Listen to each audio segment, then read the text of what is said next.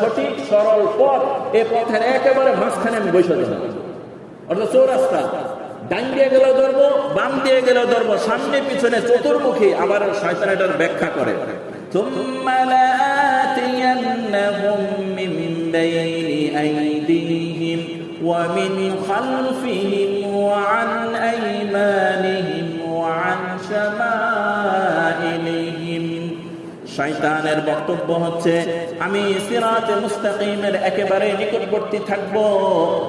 অতঃপর ব্যক্তিরা যখন আমার কাছে আসবে, মিন বাইনি আইদিহিম ওয়া মিন খালফিহিম ওয়া আন আইমানিহিম ওয়া আন শামাইলিহিম, তার ডান দিক থেকে, বাম দিক থেকে, সামনে থেকে, পিছন থেকে, চতুর্মুখী ষড়যন্ত্র দ্বারা আমি তাকে ঘিরে ফেলবো।